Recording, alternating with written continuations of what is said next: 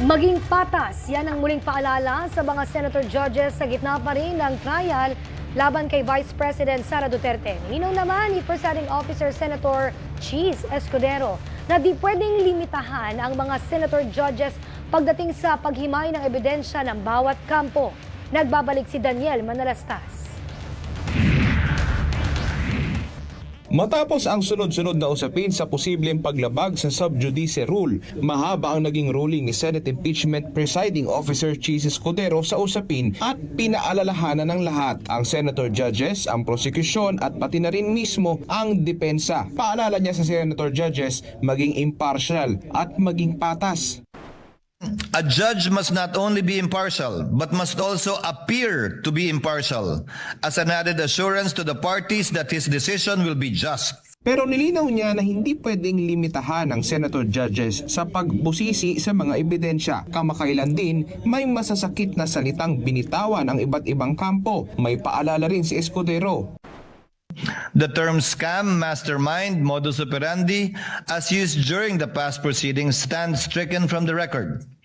Counsel remain free to advance the factual and legal theories underlying their positions, but they must do so through evidence. Ang prosekusyon at depensa hindi rin nakaligtas, bagamat hindi pinangalanan ni Escudero pero may mga binanggit siyang quotes. Quote, "Since na-establish na namin yung hinahanap namin doon sa talagang testigo lamang, 3 testigo lamang, finorgo na namin yung ibang mga testigo, na-establish na namin ang gusto namin i-establish sa Article 4. Quote, itong mga bank records don't lie. The prosecution. The primary duty of a public prosecutor is not to convict, but to see to it that justice is done to the respondent and her counsel. The corresponding duty of defense counsel is not to secure an acquittal at all cost.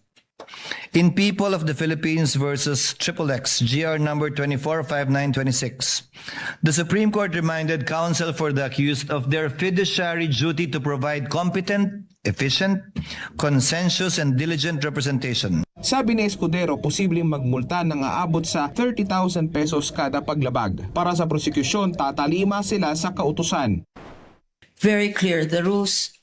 The ruling on sub judice is very clear, and we will take it with strict compliance, Your Honor. Bago naman nilabas ang ruling, nagpaliwanag na si Private Prosecutor Virgil Ligutan ukol sa usapin ng misleading question post niya sa kanyang social media account, bagay na pinuna ng depensa.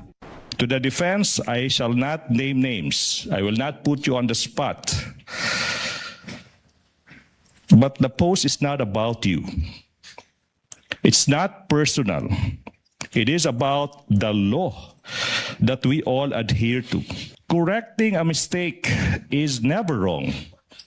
Doing it while a hearing is ongoing online does not make it not right.